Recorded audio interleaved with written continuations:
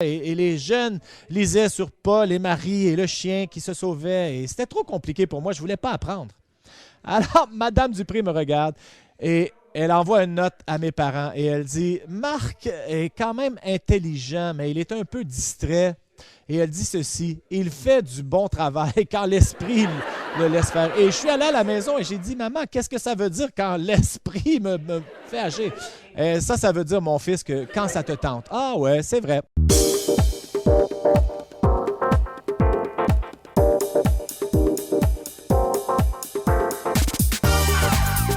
Bienvenue à l'Église du Rocher de Winnipeg.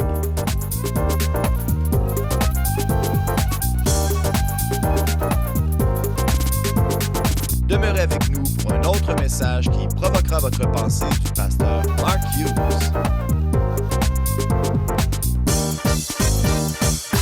Eh bien, ce matin, mon message s'intitule « Gardez vos yeux sur le prix ».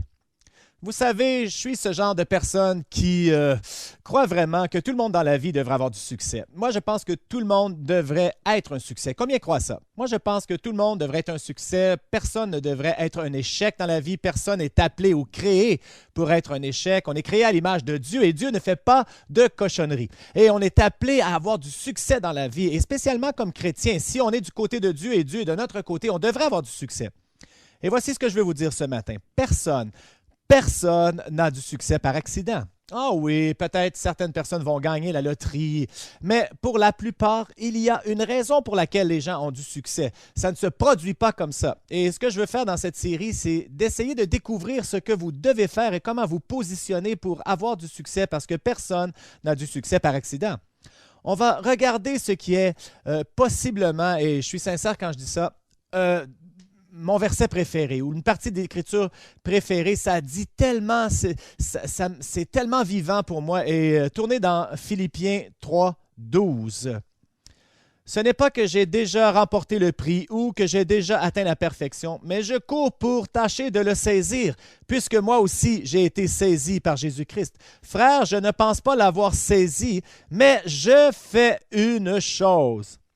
Oubliant ce qui est en arrière et me portant vers ce qui est en avant, je cours vers le but pour remporter le prix de la vocation céleste de Dieu en Jésus-Christ.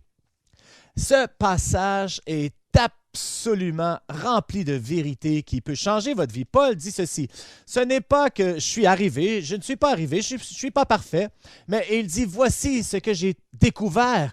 Je cours vers le but afin de saisir ce pourquoi Christ m'a saisi. Vous savez ce qu'il dit ici?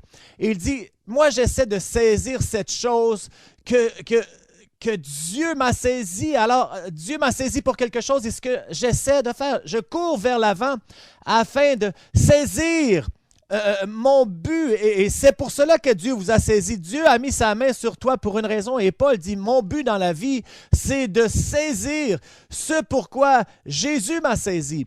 Alors, il tente de le rejoindre et il parle de ne pas regarder en arrière, mais en avant.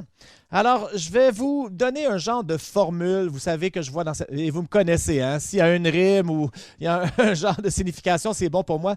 Et ça va fonctionner pour vous. Probablement que vous devez l'écrire, je vais le répéter souvent, mais c'est important. Et voici ce que je vais vous dire.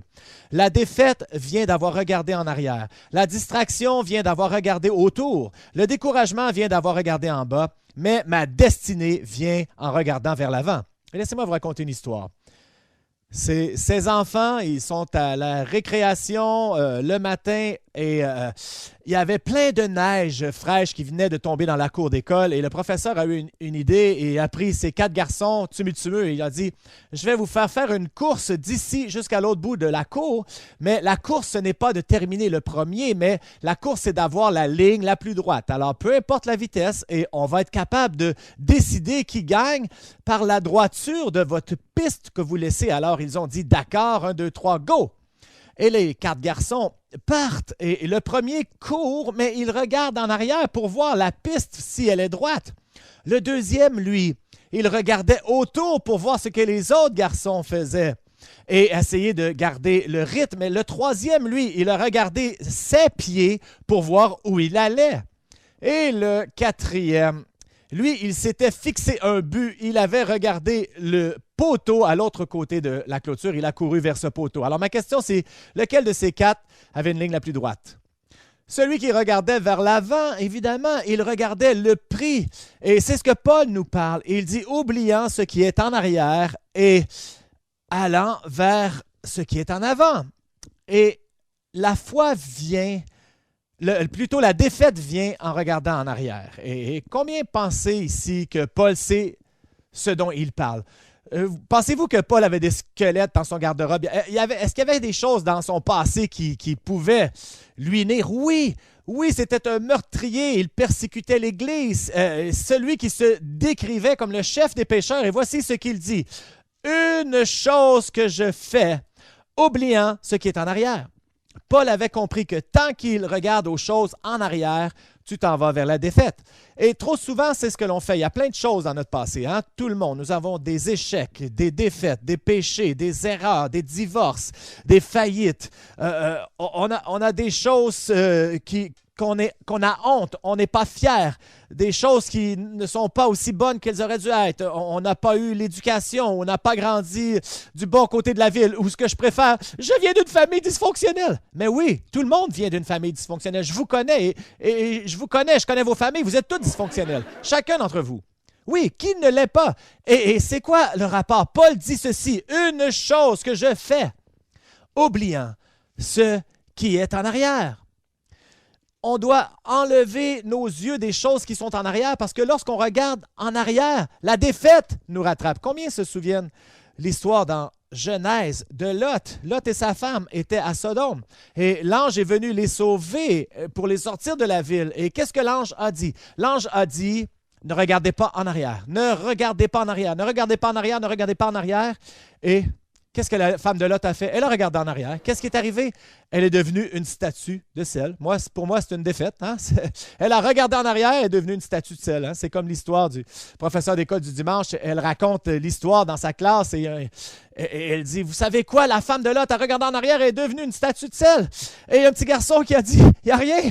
En m'en allant à l'église ce matin, ma mère a regardé en arrière et elle s'est transformée en poteau de téléphone. Et sur ce point, laissez-moi vous poser une question. Combien vous avez remarqué que ceux qui font les voitures, lorsqu'ils les bâtissent, il y a une grande fenêtre en avant et une plus petite fenêtre en arrière? Pensez-vous que peut-être c'est parce qu'ils veulent qu'on regarde plus en avant qu'en arrière? Et combien conduisent en regardant dans le rétroviseur? Hein? Je le sais, mais levez pas vos mains. Et la défaite vient en regardant en arrière.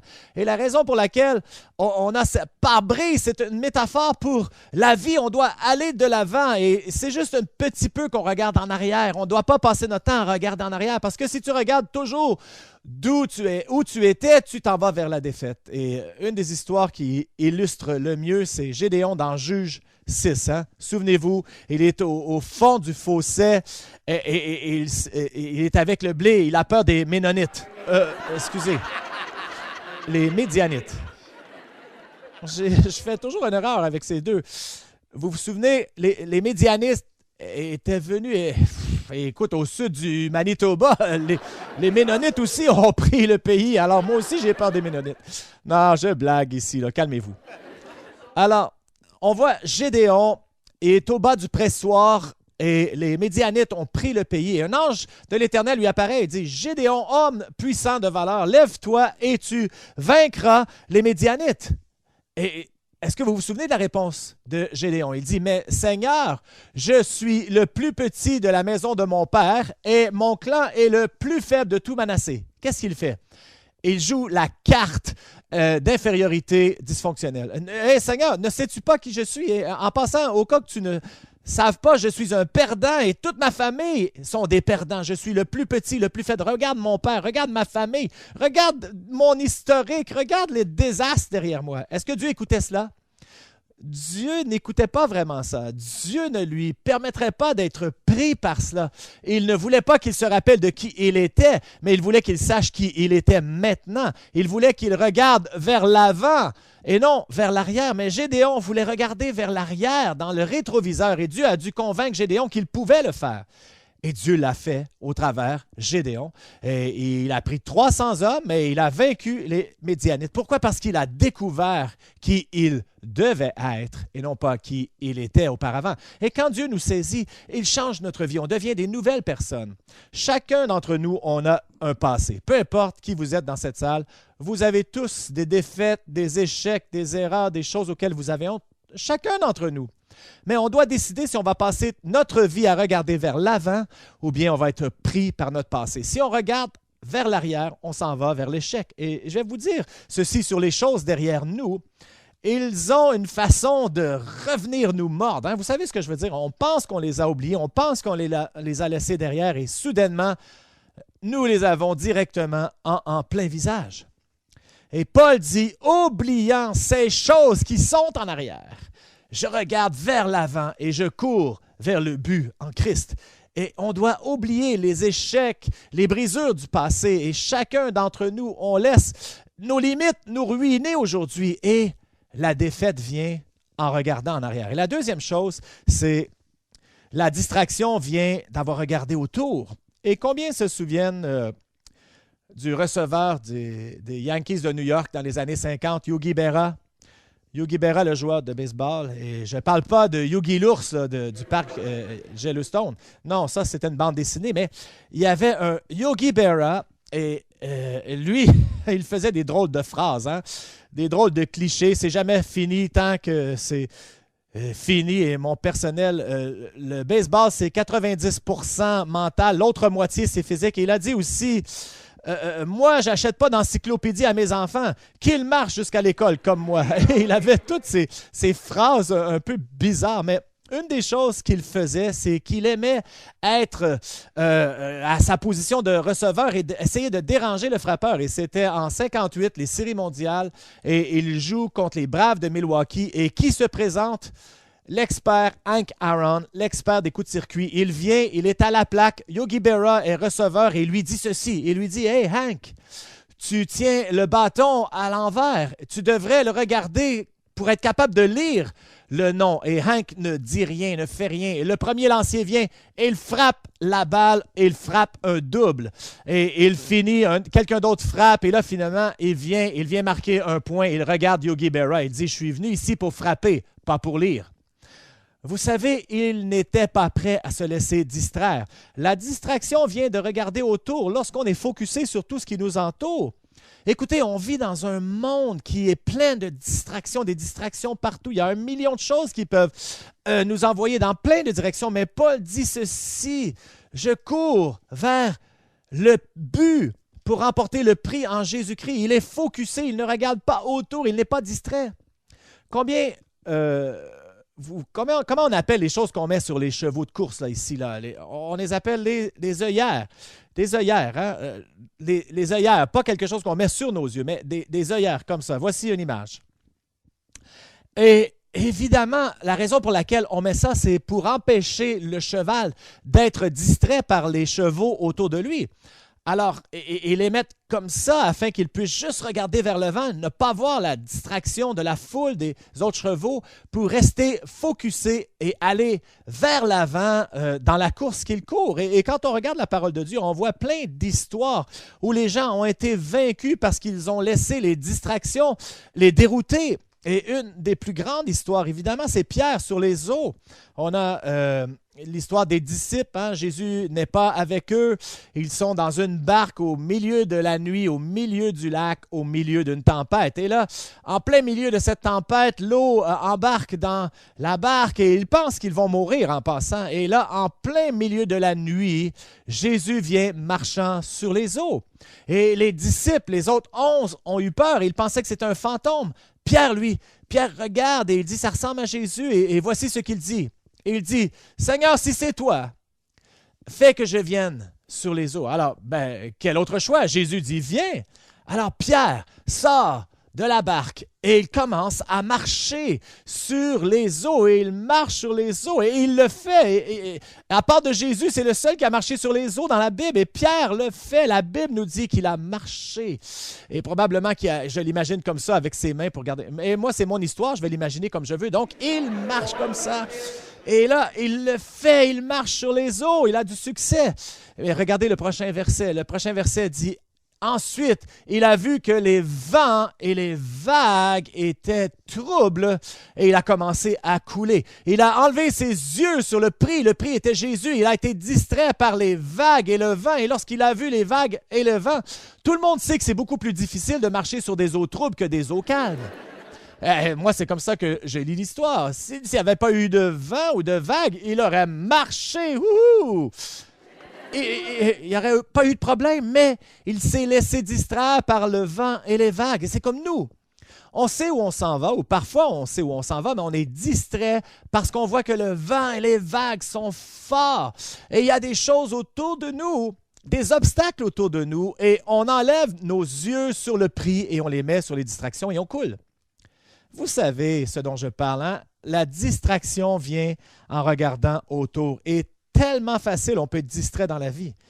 Laissez-moi vous raconter une autre histoire en grandant parce que je suis là pour me faire honte et faire honte à mes parents. Alors, et je vous ai déjà raconté cette histoire, mais en maternelle, vous savez, ils voulaient que je coule la maternelle parce que je ne savais pas comment faire la sieste, mais on ne faisait pas ça dans mes années, donc ils m'ont fait monter en première année. J'ai fait pire en première année qu'en maternelle, mais ils m'ont quand même fait monter en deuxième année parce que mon père était avocat et il voulait les actionner, donc ils m'ont fait monter en deuxième année.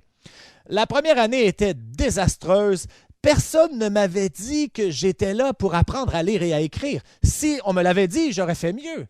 Je ne sais pas pourquoi j'étais là. Moi, je pensais que j'étais là pour avoir du plaisir et m'amuser. Et j'étais tellement distrait et je dérangeais tellement tout le monde en première année qu'à la fin de la première année, je ne savais pas lire, je ne savais pas écrire. Tout ce que je pouvais faire, c'était déplier mon prénom seulement, Mark, en lettres majuscules, M-A-R-K. Je pensais d'être un génie. Qui peut faire ça? Je pouvais faire ça à la fin de la première année. Mais apparemment, les autres enfants étaient bien en avance sur moi. Mais j'étais tellement distrait par toutes choses. J'étais assis dans la classe. Je jouais avec les couettes de Laurie à côté. Elle avait des tresses, des cheveux blonds. Et là, je défaisais ses tresses et je m'amusais. Je tirais ses élastiques. J'envoyais des effaces et tout le monde, je dérangeais. Et je regardais dehors des oiseaux. Et j'avais beaucoup de plaisir. Par contre, à la récréation, j'avais de la difficulté en mathématiques et tout ça, mais j'étais le meilleur au ballon chasseur et tout cela dans la cour. Et j'étais vraiment bon dans les sports. Mais à la fin de la première année, ça va vraiment pas bien. Je ne sais pas lire, je ne sais pas écrire. Sans vous dire que j'étais un peu semi-dyslexique et pas totalement, mais il y a des mots que je ne savais pas lire et jusqu'à aujourd'hui, je ne peux pas lire. Outlook. En anglais, vous savez ce que je veux dire? Je vois les mots et je vois... Et ça me fait peur parce que je vois look out, fais attention et c'est dangereux. Et vous savez, Noël pour moi, hein, le Père Noël c'est Santa et je pensais que c'était Satan. Joyeux Noël, amicalement Satan. Essayez de grandir avec ça, vous. Alors, mon père menace de les actionner. Ils me font passer en deuxième année. Je suis stupide. Je n'aurais pas dû être là.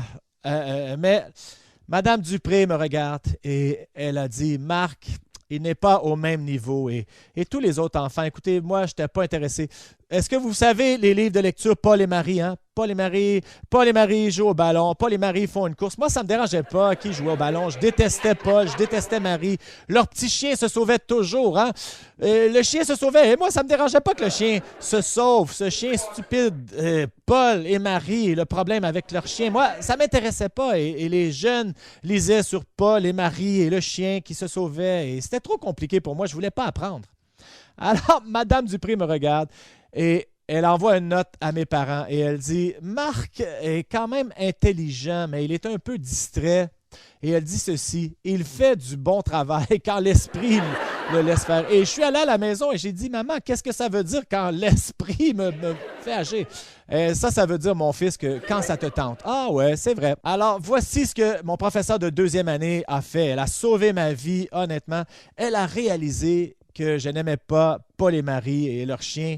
et j'étais le seul dans toute la classe qui pouvait lire des bandes dessinées. Elle m'amenait des bandes dessinées. Tout le monde lisait Paul et Marie. Moi, je lisais des bandes dessinées. Archie, Spider-Man, Batman, Superman. Et je lis les bandes dessinées. J'ai appris à lire en lisant des bandes dessinées et c'est grâce à Mme Dupré. Et là, je me focusais et j'ai appris à lire comme ça. Et merci, Mme Dupré, merci les bandes dessinées, sinon je ne serais pas le génie que je suis aujourd'hui.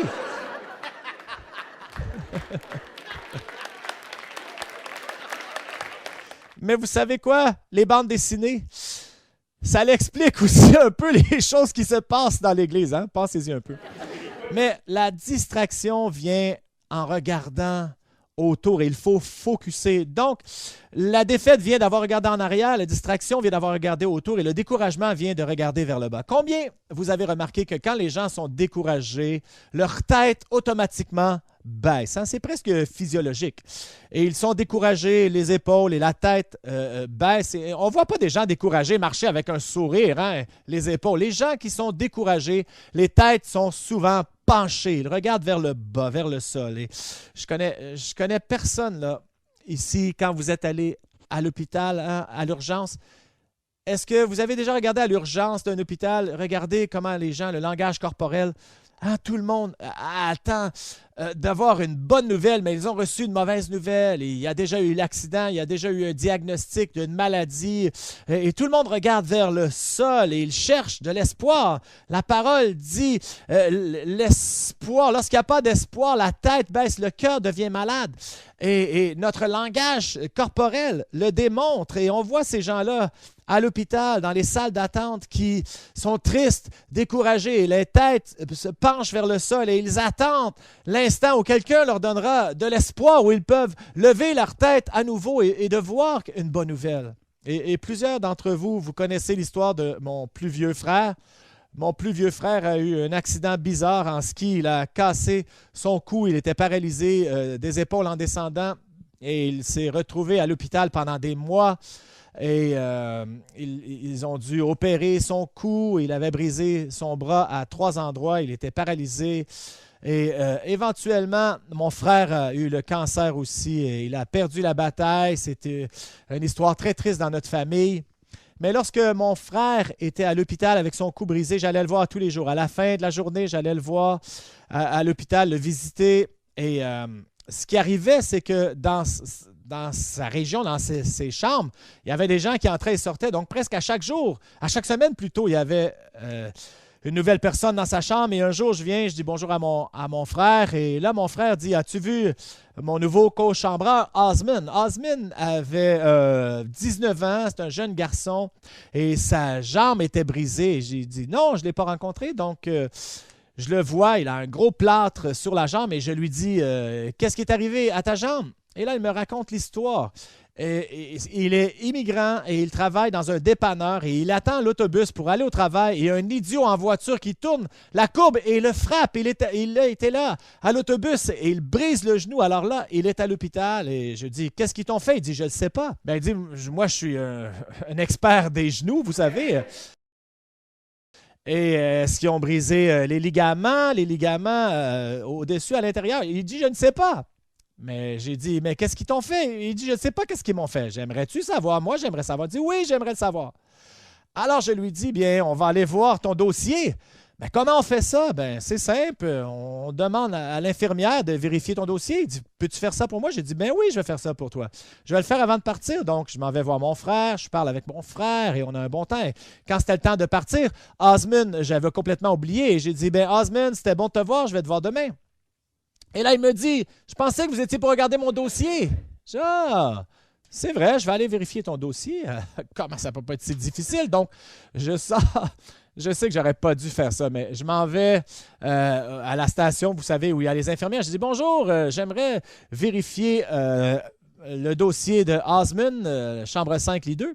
Ils disent, ah, OK. Ils sont allés, ils ont sorti son dossier, ils me donnent. Et là, je regarde le dossier. Je ne sais pas si vous le savez, là, mais il y a plein de langage médical. Et qui aurait pensé? Moi, je ne comprenais pratiquement rien des acronymes et des lettres. Et là, je regarde le dossier, mais je ne peux rien lire. Et finalement, j'ai vu un mot que je connaissais. Patella. Patella, c'est le genou ici. La rotule. Alors, j'ai dit, j'appelle l'infirmière ici. Vous savez, on ne veut pas faire de blague, là, mais patella, c'est la rotule. Hein, c'est ça qui a été brisé. Elle, là, elle regarde le dossier. Elle me regarde. Elle dit, ouais, je devrais le savoir, je suis son médecin. Alors, je lui redonne le dossier. Je dis merci beaucoup et je reviens dans la chambre et je dis Osmond, j'ai une bonne nouvelle pour toi. Il dit qu'est-ce que c'est? J'ai dit tes ligaments vont bien, t'as pas de problème de ligaments, t'as brisé la rotule. J'ai dit qu'est-ce que c'est? Le patella, c'est ta rotule. Alors, j'ai dit tu vois, sur son autre jambe, c'est ça, le patella, tu l'as brisé en deux. Ils vont replacer, ça va être parfait. J'ai dit, on va opérer. Je faisais partie de l'équipe médicale maintenant. Là. Ça m'a pas pris de temps. Alors, je parle à Osmond et là, ses yeux viennent pleins d'eau et là, il me regarde et il dit, j'ai une question pour toi.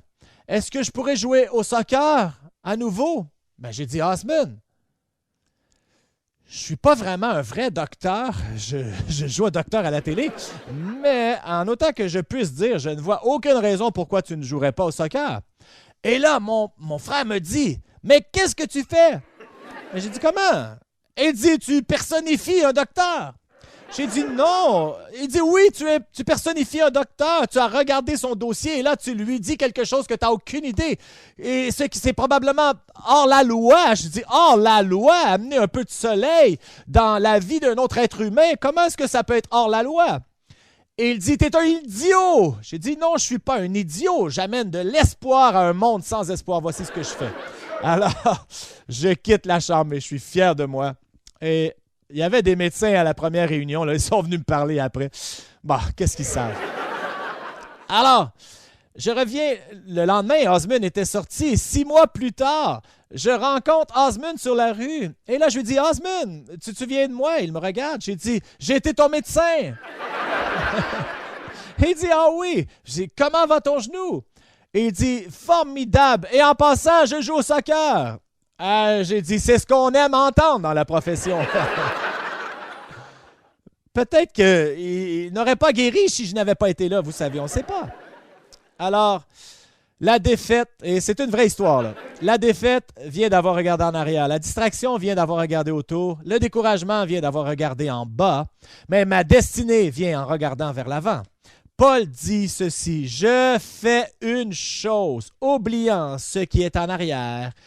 Je cours vers pour remporter le prix. » On doit regarder en avant dans la vie. C'est la seule façon d'atteindre notre destinée. Vous savez, il y a une expression fascinante qui revient plein de fois dans la parole de Dieu. Vous savez, c'est quoi? Ils levèrent les yeux. On le voit avec Lot. Lorsque Lot et Abraham devaient choisir, ça dit Lot leva ses yeux et il a choisi la terre arrosée. Et quelle était la terre promise aussi? Ça dit même, ils levèrent les yeux. Caleb, lorsqu'il est allé à Hébron, ça dit, il a levé ses yeux, il a vu la montagne qu'il voulait. Josué, en s'en allant à Jéricho, ça dit, il leva les yeux et il a vu. Et on le voit avec David, Ézéchiel, Ésaïe. On voit des gens qui regardent leur destinée en levant les yeux. Même Jésus, il utilise l'expression dans l'évangile de Jean lorsqu'il dit « Ne dites pas 4 mois et voici vient, mais levez vos yeux et voici les champs sont blancs pour la moisson. » En d'autres mots, ce qu'il disait, ne pensez pas que votre destinée s'en vient. Votre destinée est devant vous. Et la plupart du temps, notre destinée est juste de l'avant. On s'en va dans la bonne direction, mais on regarde en arrière, on regarde autour, on regarde en bas, mais on ne regarde pas en avant. Si on levait nos yeux, la plupart du temps, on verrait notre destinée. En 1805, Napoléon a amené son armée au travers les Alpes, a conquis l'Italie en 1805. Et lorsqu'il est revenu à la maison, les gens étaient émerveillés et lui ont posé cette question. Ils lui ont dit, « Comment avez-vous passé au travers les montagnes? » Et Napoléon a dit, « Je n'ai pas vu de montagne. » Mes yeux étaient fixés sur le prix, l'autre côté. Voyez-vous, la défaite vient d'avoir regardé en arrière, la distraction vient d'avoir regardé autour, le découragement vient d'avoir regardé en bas, mais ma destinée vient de regarder vers l'avant. Ta destinée est devant ton visage. Lève tes yeux et regarde où Dieu te dirige afin de saisir ce pourquoi Christ t'a saisi. Parce que plus grand est celui qui est en toi que celui qui est dans le monde. Et si Dieu est avec toi, qui peut être contre toi? Levons-nous ensemble. L'Église du Rocher a des réunions à tous les dimanches au 1397 Buffalo Place. Joignez-vous à nous si vous êtes dans la région. Si vous aimeriez recevoir un livre pour comprendre davantage le don gratuit de Dieu au travers Jésus-Christ, contactez-nous et nous vous l'enverrons gratuitement. Visitez notre site web au www.churchoftherock.ca. Merci d'avoir été avec nous et que Dieu vous bénisse.